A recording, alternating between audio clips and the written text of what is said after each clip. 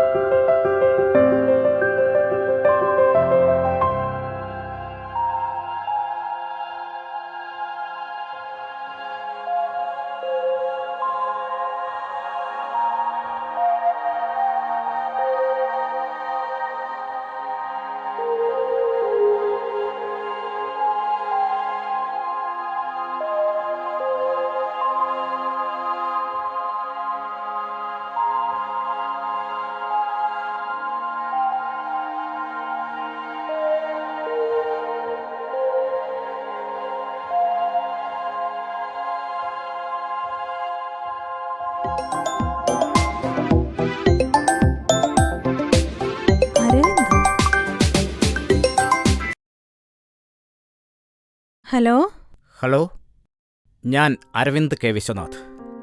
ആ റുഹാനയല്ലേ? അതെ. കോളേജിൽ റുഹാനയുടെ സീനിയറായിരുന്നു ഞാൻ. മനസ്സിലായി. റുഹാന, നീ എന്താണ് ഒന്നും മിണ്ടാത്തത്? നിന്റെ ക്ലാസ്മേറ്റായിരുന്ന റോസ്മേരിയാണ് എനിക്ക് നമ്പർ തന്നത്.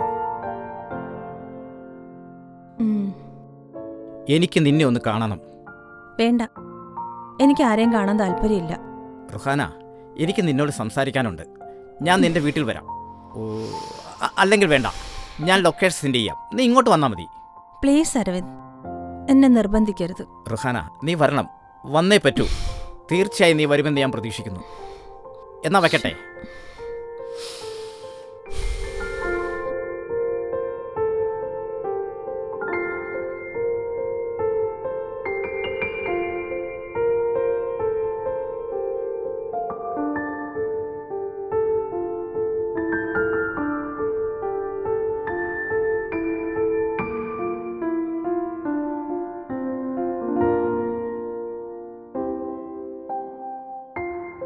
അരവിന്ദ്, എന്താ കാണണോന്ന് പറഞ്ഞത്? ആരുമായും യാതൊരു കമ്മ്യൂണിക്കേഷനും ഇല്ലാതെ റുഹാന ഏകാന്ത ജീവിതം നയിക്കുകയാണെന്ന് റോസ്മേരി പറഞ്ഞു. കോളേജിൽ ആർട്സിലും സ്പോർട്സിലും എല്ലാം സജീവമായിരുന്ന റുഹാനയിൽ ഇങ്ങനെയൊരു മാറ്റം ഞാൻ പ്രതീക്ഷിച്ചിരുന്നില്ല. ജീവിത അനുഭവങ്ങൾ എന്നെ അങ്ങനെ ആക്കിയെന്ന് പറയുന്നതായിരിക്കും കൂടുതൽ ശരി. റുഹാന, ദുഃഖങ്ങളുടെ തുരുത്തിൽ തപസരിക്കാനുള്ളതല്ല ജീവിതം. മറക്കണം, എല്ലാം മറക്കണം. ആർക്കും ആരോടും പറയാൻ പറ്റുന്ന എളുപ്പമുള്ള ഒരു വാക്കാണ് എല്ലാം മറക്കണം. ഒരു കാലത്ത് വിപ്ലവം തുടിക്കുന്ന കവിതകളും പ്രസംഗങ്ങളും ഒക്കെയായിട്ട് കോളേജിനെ ഇളക്കിമറിച്ച അരവിന്ദിനെ ആരാധനയോടെ നോക്കിയിരുന്നൊരു കാലമുണ്ടായിരുന്നു. പലപ്പോഴും റുഹാനയുടെ കണ്ണുകളിൽ നിന്നും ഞാനത് വായിച്ചിട്ടുണ്ട്. എൻ്റെ ഇഷ്ടം പറയാൻ തീരുമാനിച്ചപ്പോഴേക്കും അരവിന്ദ് പഠനം ഉപേക്ഷിച്ച് പോയി കഴിഞ്ഞിരുന്നു. അടിച്ചമർത്തപ്പെട്ടവരുടെ മോചനത്തിന് വേണ്ടി രൂപം കൊണ്ട ഒരു പ്രസ്ഥാനത്തിലേക്ക് എനിക്ക് പോയിരിക്കാൻ കഴിഞ്ഞില്ല. കൂടപ്പിറപ്പുകളെയും കൂട്ടുകാരെയും ഒക്കെ ഉപേക്ഷിച്ചിട്ടുള്ള ഒളിവ് ജീവിതം. ജന്മിമാരെയും പ്രഭുക്കന്മാരെയും ഉന്മൂലനം ചെയ്യാൻ എത്ര കൊലപാതകങ്ങൾ, പോലീസ് വെടിവയ്പ്പും ലോക്കപ്പ് മർദ്ദനങ്ങളും നീണ്ട ജയിൽവാസവും വാർത്തകളിലൂടെയെല്ലാം ഞാൻ അറിയുന്നുണ്ടായിരുന്നു. ആ സംഭവങ്ങളെല്ലാം എൻ്റെ ജീവിതത്തിലെ കറുത്ത അധ്യായങ്ങളായിരുന്നു റുഹാന. അതെല്ലാം യൗവനത്തിൻ്റെ ചോരത്തിളപ്പിൽ ചെയ്തു കൂട്ടിയ മഹാപാപങ്ങളായിരുന്നു. അരവിന്ദ്, ജയിൽ മോചിതനായി തിരിച്ചു വന്നപ്പോൾ എൻ്റെ അമ്മയും അന്ത്യസമയത്ത് ഒരു തുള്ളി വെള്ളം കൊടുക്കാൻ പോലും ഞാനുണ്ടായിരുന്നില്ല. അരവിന്ദ്, സോറി റുഹാന. ഈ ഏകാന്ത ജീവിതം എനിക്ക് മടുത്തു. എനിക്കൊരു കൂട്ട് വേണം. എന്നെ സ്നേഹിക്കാനും എനിക്ക് സ്നേഹിക്കാനും എനിക്കൊരു കൂട്ട് വേണം. റുഹാനയ്ക്കതിന് കഴിയുമോ? അരവിന്ദൻ എന്നെക്കുറിച്ച് ഒന്നും അറിയില്ല. അതെന്തുമാകട്ടെ, കോളേജിൽ വച്ച് മൗനത്തെ ചൊതുക്കിയ ഇഷ്ടത്തിൻ്റെ സാക്ഷാത്കാരമാണെങ്കിലോ ഈ കണ്ടുമുട്ടൽ. എനിക്ക് ഒരിക്കലും ഒരു വിവാഹ ജീവിതം സാധ്യമല്ല അരവിന്ദ്. റുഹാന, അതെ അരവിന്ദ്, എല്ലാം ഞാൻ തുറന്നു പറയാതിരുന്നാൽ അരവിന്ദിനെ ഒഴിവാക്കാൻ വേണ്ടി പറയുന്നതാണെന്ന് വിചാരിക്കും. ഡിഗ്രി കഴിഞ്ഞപ്പോൾ ഞാൻ ഡൽഹിയിൽ അവിടെ എൻ്റെ റൂംമേറ്റ് ആയിരുന്നു നിമിഷ.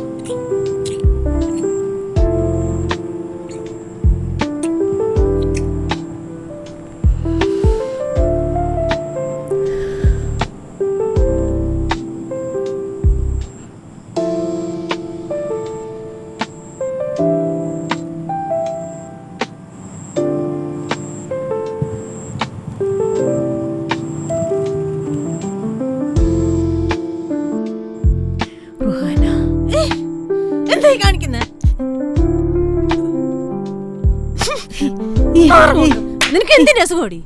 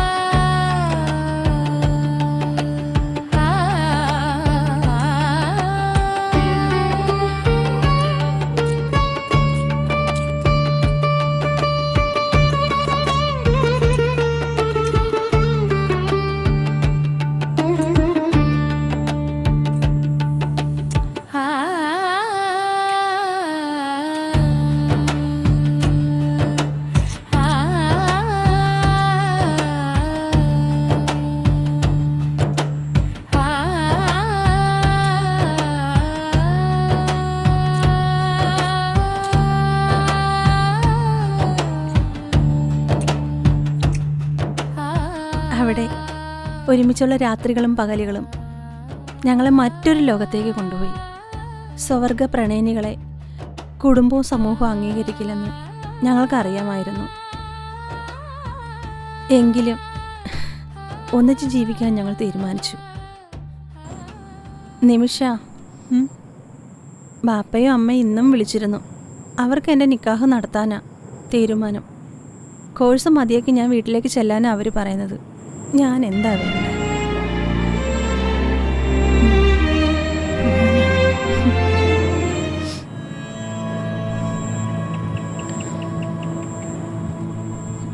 ഇല്ല, നിന്നെ ഞാൻ ആർക്കും വിട്ടുകൊടുക്കില്ല.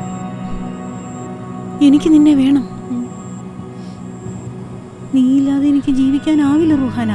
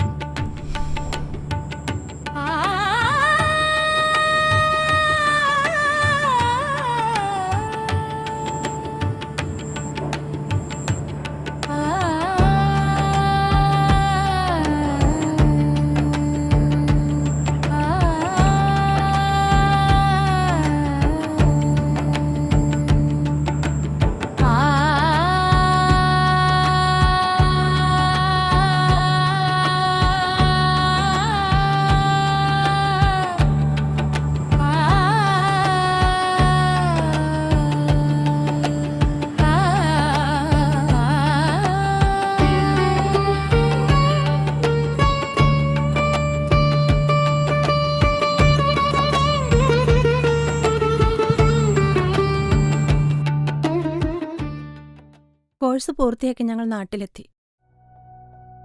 ഒരു ദിവസം നിമിഷയുടെ വീട്ടിൽ വെച്ച് ഞങ്ങളുടെ കിടപ്പറ രംഗം നിമിഷയുടെ മമ്മി കണ്ടു. അന്ന് വിവരമറിഞ്ഞ് കരുതുള്ളി എത്തി എൻ്റെ വാപ്പ എൻ്റെ വീട്ടിലേക്ക് എന്നെ വലിച്ചിഴച്ചു കൊണ്ടുപോയി.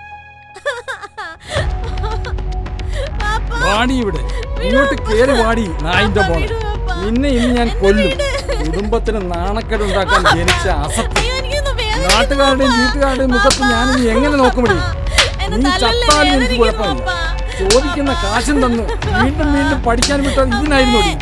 അറാൻ പറഞ്ഞവളെ, നിന്നെ എനിക്ക് കാണണ്ട. എന്താ എന്തിനാ മോളെ തല്ലുന്നത്? ഞാൻ കൊന്നിട്ടേ അറാൻ പറഞ്ഞവളെ ഞാൻ കൊന്നിട്ടേ കാര്യവും. മാറി നിൽക്കണേ അങ്ങോട്ട്. ഇനി മേലാൽ നീ പുറത്തിറങ്ങിയാലുണ്ടല്ലോ.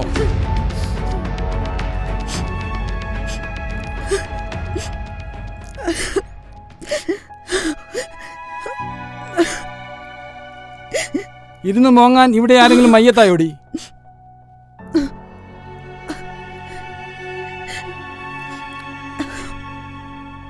ഞാൻ പ്രസവിച്ചതല്ലെങ്കിലും അവൾ എൻ്റെ മോളാനിക്ക. ഞാൻ അവളുടെ അമ്മയാണ്. അവൾ നോന്നും എനിക്ക് സഹിക്കില്ല. സുഹറ മരിച്ചപ്പോൾ ജാതിയും മതവും പറഞ്ഞ ആ ബന്ധുക്കളുടെ എതിർപ്പുകൾ അവഗണിച്ച് എന്നെ വിവാഹം കഴിച്ചു കൊണ്ടുവന്നത് സത്താറിക്കയുടെ ഭാര്യയായിട്ട് മാത്രമല്ല, റുഹാന മോളുടെ അമ്മയായിട്ട് കൂടിയാണ്. പോട്ടെ പോട്ടെ, സാരമില്ല. ഒരമ്മയാവാനാവില്ലെന്ന് ഡോക്ടർ പറഞ്ഞപ്പോൾ ആ ദുഃഖം മറന്നത് റുഹാന മോളുടെ കളിയും ചിരിയും കണ്ടുകൊണ്ടായിരുന്നു സത്താറിക്ക.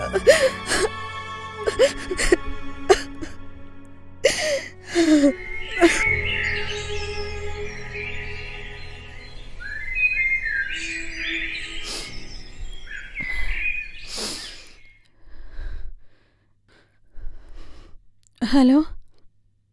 ആ നിമിഷ, ഞാനിവിടെ വീട്ടു തടങ്കല്ല. ആ നീ എത്രയും പെട്ടെന്നൊരു കാര്യം ചെയ്യണം. എനിക്ക് നിന്നെ കാണാതിരിക്കാൻ പറ്റുന്നില്ല. നീ എത്രയും പെട്ടെന്ന് അഡ്വക്കേറ്റിനെ പോയെന്ന് കാണണം. എന്നിട്ട് ഒരു ഹേബിയസ് കോർപ്പസ് ഹർജി ശരിയാക്കണം. നമുക്ക് എവിടെയെങ്കിലും പോയി സ്വസ്ഥമായി ജീവിക്കാം. ആ ശരി.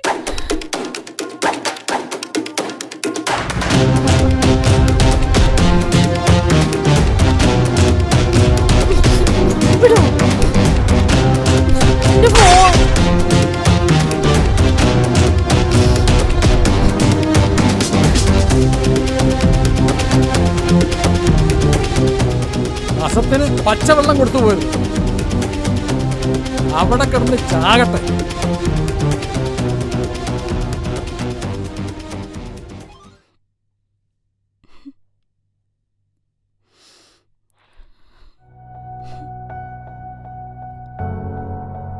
മോളെ മോളെ, അമ്മയൊരു കാര്യം മോളോട് പറയണോ വേണ്ടയോ എന്ന് കുറച്ച് ദിവസങ്ങളായി ആലോചിക്കുന്നു.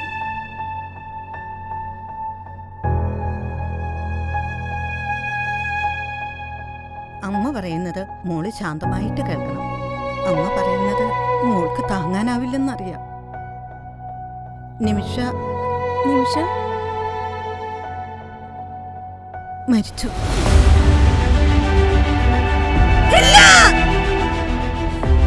നിമിഷയുടെ അമ്മ അവളെ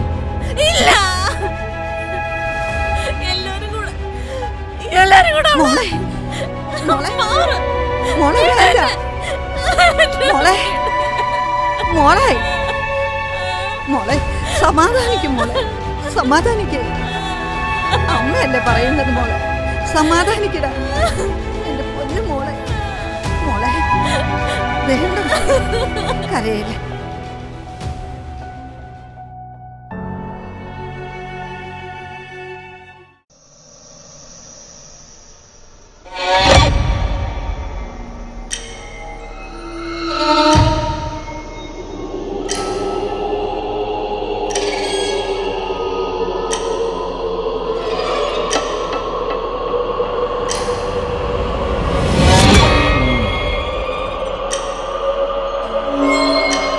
സത്താർ എൻ്റെ കൂടപ്പിറപ്പാ, പക്ഷേങ്കി ആളൊരു ധിക്കാരിയ.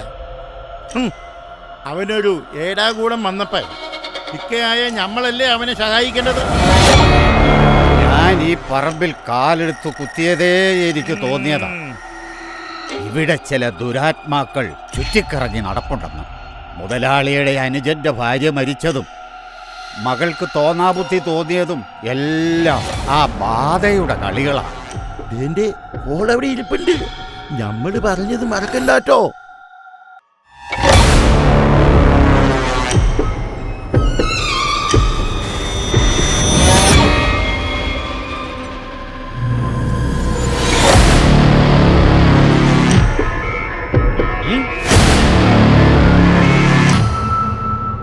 എടാ സത്താരെ, ഇതാണ് ഞമ്മള് പറഞ്ഞ ഉഗ്രസ്വാമി. ഏത് ബാധയെ ഒഴിപ്പിക്കാൻ കഴിവില്ല ഉഗ്രസ്വാമി. എല്ലാ കാര്യങ്ങളും വലിയ മുതലാളി എന്നോട് പറഞ്ഞിട്ടുണ്ട്. കയറി വരീങ്ങള്. ഉം.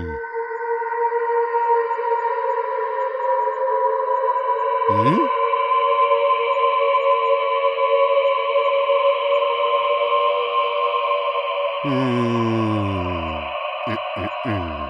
ഉഗ്രസ്വാമിയെ അറിയാവല്ലോ. മര്യാദയെങ്കിൽ മര്യാദ. എല്ലാ സാധനങ്ങളും വാങ്ങിയല്ലോ. കുറച്ച് സാധനം കൂടി വാങ്ങിക്കാനുണ്ട്, സന്ധ്യ ആകുമ്പോഴത്തേക്ക് എത്തിച്ചേക്കാം. എടാ സത്താരെ, നീ കൂടെ കുറേ യാത്ര ചെയ്തു വന്നതല്ലേ, എനിക്ക് ഒന്ന് വിശ്രമിക്കണം. എടീ രാധികേ, സ്വാമിക്ക് വിശ്രമിക്കാനുള്ള മുറി ഒന്ന് കാണിച്ചു കൊടുക്ക്.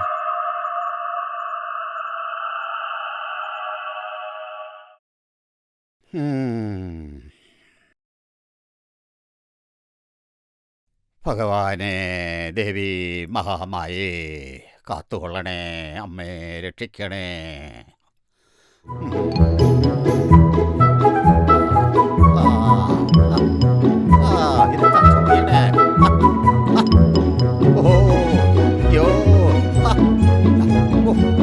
അയ്യോ ദേവി, എന്തൊരു ചൊറിച്ചില്ല. അയ്യോ വല്ലാതെ ചൊറിയണേ. അയ്യോ എന്തൊരു ചൊറിച്ചിലായത്. ദേവി, മഹാമായേ. ചിലപ്പോൾ ഇവിടെയുള്ള ദുരാത്മാക്കളെല്ലാം കൂടി സ്വാമിയെ ആക്രമിക്കുന്നതായിരിക്കും. ദേവി മഹാമായേ, കാത്തുകൊള്ളണേ. അയ്യോ അപ്പോ, അയ്യോ സഹിക്കാൻ പറ്റണില്ലേ. ഞാൻ പൊക്കോളാവേ, എന്നെ ഉപദ്രവിക്കരുതേ. ഈ നായകർണപ്പൊടിയുടെ ഒരു ശക്തിയെ. ഇക്ക ഇത്ര ശുദ്ധഗതിക്കാരനായി പോയല്ലോ. മുൻകോപിയാണെങ്കിലും പാവമാ. ഇക്ക വെറും പാവമാ. ഇക്കയെ പറ്റിച്ച് തറവാട്ടു സ്വത്തിന്റെ ഭൂരിഭാഗവും കൈക്കലാക്കി. റുഹാനയുടെ അമ്മ ക്യാൻസർ ബാധിച്ച് ചികിത്സയിലായിരുന്നപ്പം സഹായം ചോദിച്ചെന്ന് ഇക്കയെ ആട്ടി പായിച്ചില്ലേ. തടിമില്ലിൽ ഒരു പണി ചോദിച്ചിട്ട് തന്നോ. ഇക്ക ഇതെല്ലാം എന്നോട് പറഞ്ഞത് നെഞ്ചു പൊട്ടിക്കണ്ടായിരുന്നു. ഇപ്പോൾ അയാൾ വന്നത് ചതിയിലൂടെ നമ്മളെ കൊന്ന് നമ്മളുടെ സ്വത്തുക്കൾ കൈക്കലാക്കാൻ വേണ്ടിയാണ്. ഒരേ ചോരയിൽ പിറന്നവരാ ഞങ്ങൾ. ഇക്ക അങ്ങനെ ചെയ്യുവോ? പണമാണിക്ക ദൈവം. രക്തബന്ധങ്ങൾക്കൊന്നും അവിടെ വിലയില്ല. റുഹാന മോളെ നമുക്ക് സ്നേഹം കൊടുത്ത് ജീവിതത്തിലേക്ക് തിരിച്ചു കൊണ്ടുവരണം. ഇപ്പോൾ റുഹാനയുടെ ബാപ്പയും അമ്മയും അവര് സന്തോഷത്തോടെ കഴിയുന്നു. ഇപ്പോ ഞാൻ ആരെ വിവാഹം കഴിക്കുന്നവരും അവരെതിരൊന്നും പറയില്ല. കഴിഞ്ഞ 5 വർഷങ്ങളായി എന്നെ സ്നേഹത്തോടെ നിർബന്ധിച്ചുകൊണ്ടിരിക്കുക. പക്ഷെ എൻ്റെ നിമിഷയുടെ സ്ഥാനത്ത് എനിക്ക് മറ്റൊരാളെ സങ്കല്പിക്കാൻ പോലും കഴിയില്ല. റുഹാന, സ്നേഹവും പ്രണയവും ഉള്ളിൽ നിന്ന് വരണം. അതൊരിക്കലും പിടിച്ചു വാങ്ങാനാവില്ല. പക്ഷേ ഒറ്റപ്പെടലിൻ്റെ വേദന എന്താണെന്ന് എനിക്ക് നല്ലോണം അറിയാം. നമുക്കിനി കുറച്ച് നാളുകൾ കൂടിയല്ലേ ജീവിതം ബാക്കിയുള്ളൂ. കഴിഞ്ഞതെല്ലാം ഒരു സ്വപ്നം പോലെ മറന്ന് ഒന്നിച്ച് ജീവിച്ചുകൂടെ? റുഹാന, മനസ്സിനെ പറഞ്ഞ് മനസ്സിലാക്കി ആലോചിച്ചൊരു തീരുമാനമെടുത്താൽ മതി.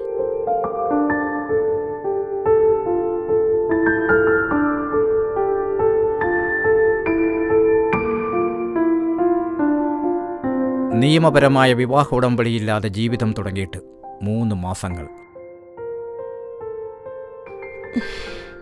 ഇങ്ങനെയൊക്കെ ആയതിൽ എന്നോട് വെറുപ്പുണ്ടല്ലേ?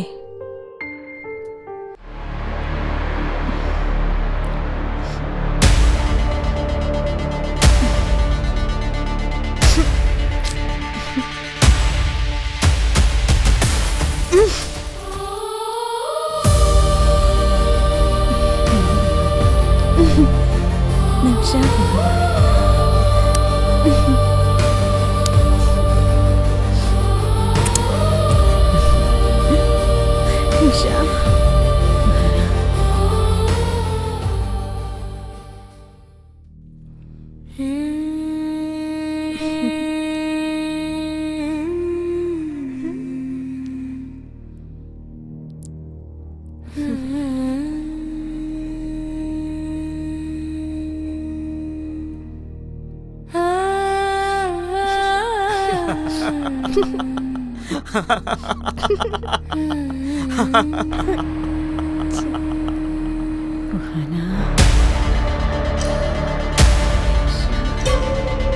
നിമിഷ.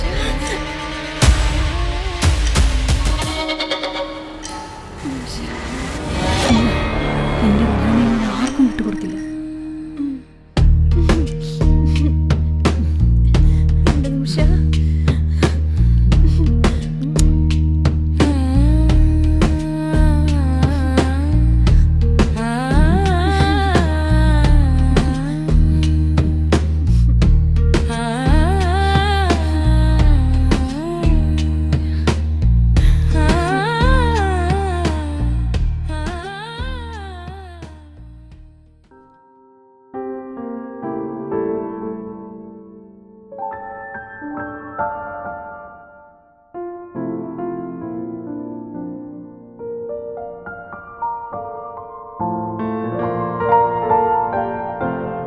ഉറക്കം കുറവാണല്ലേ?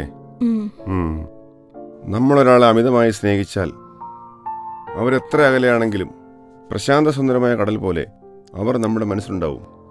ചിലർക്ക് ചിലരെ എത്ര ശ്രമിച്ചാലും മനസ്സിൽ നിന്ന് പറിച്ചറിയാൻ കഴിയില്ല. മോളെ, നിമിഷ മരിച്ചു എന്ന യാഥാർത്ഥ്യം നീ ഉൾക്കൊള്ളണം. ഞാനൊരു മെഡിസിൻ തരാം. ഇതെല്ലാ ദിവസവും കിടക്കാൻ നേരത്ത് ഓരോന്ന് വീതം കഴിക്കണം. ഇത് ന്യൂയോർക്കിലെ ന്യൂ വേവ് മെഡിക്കൽ ലബോറട്ടറി വികസിപ്പിച്ചെടുത്ത മരുന്നാണ്. മനസ്സിനെ അവർ ആഗ്രഹിക്കുന്ന ചിന്താധാരയിലേക്ക് കൊണ്ടുവരാൻ ഈ മെഡിസിന് കഴിയും. ഓക്കെ മോളെ, മോൾ അല്പനേരം പുറത്തിരിക്കൂ. ശരി. നിങ്ങൾ ഇങ്ങോട്ടിരിക്കുക. അരവിന്ദ്, ഞാനിപ്പോൾ ആ കുട്ടിയോട് പറഞ്ഞത് വെറും വിറ്റാമിൻ ഗുളികകളാണ്. മാനസികമായ ഒരാളെ മാറ്റുന്നതിന് വേണ്ടി ഞങ്ങൾ ഇങ്ങനെയും ചില നുണകൾ പറയാറുണ്ട്. ഞാനെന്ന് പറഞ്ഞപ്പോൾ തന്നെ ആ കുട്ടിയുടെ മുഖത്തൊരു ആത്മവിശ്വാസം പ്രകടമായിരുന്നു. വിചിത്രമായ ചിന്തകളിൽ നിന്നും ആ കുട്ടിക്കൊരു മോചനമുണ്ടാകും. അതിന് അരവിന്ദിനും ചിലത് ചെയ്യാനുണ്ട്. ഡോക്ടർ, ഞാൻ എന്താണ് ചെയ്യേണ്ടത്? ഞാൻ മനസ്സിലാക്കിയിടത്തോളം റുഹാനയ്ക്ക് അരവിന്ദിന് വലിയ ഇഷ്ടമാണ്. പക്ഷേ റുഹാന ഇപ്പോഴും ലെസ്ബിയൻ ബന്ധത്തിന്റെ അനുഭൂതികളുടെ ആഴങ്ങളിലാണ്. സ്വവർഗ അനുരാഗം ഒരു മാനസിക വൈകല്യം മാത്രമല്ല. ചില സാഹചര്യങ്ങൾ കൊണ്ടും അങ്ങനെ സംഭവിക്കാറുണ്ട്. ഡോക്ടർ, ഈ അവസ്ഥയിൽ നിന്നും ഒരു മോചനം? Of course. ബോംബുകളേക്കാൾ ശക്തിയുള്ള ഒരായുധം നമ്മുടെയെല്ലാം മനസ്സിലുണ്ട്: സ്നേഹം. ഓരോ വാക്കിലും പ്രവൃത്തിയിലും അവളുടെ ഉള്ളിൻ്റെ ഉള്ളിലേക്ക് ഇറങ്ങിച്ചെല്ലണം. ഒരു പുരുഷന്റെ സ്നേഹം ഹൃദയത്തിലേറ്റു വാങ്ങിയാൽ ഏതൊരു സ്ത്രീയുടെയും മനസ്സ് കീഴടങ്ങും. സ്നേഹം കൊണ്ട് വരച്ച ചിത്രങ്ങൾ റുഹാനയുടെ മനസ്സിൽ പതിഞ്ഞാൽ അവൾ അരവിന്ദിന് സ്വന്തമാകും.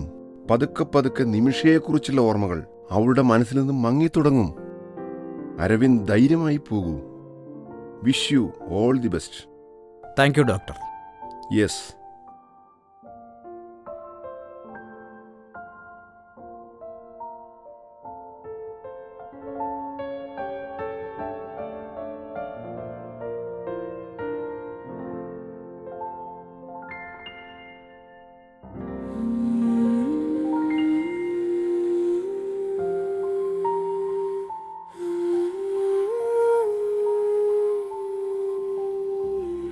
റുഹാന.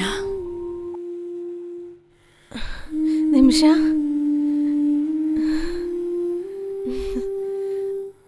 മോളെ റുഹാന, ഞാൻ മരിച്ചെന്ന സത്യം നിന്റെ മനസ്സിനെ പഠിപ്പിക്കണം.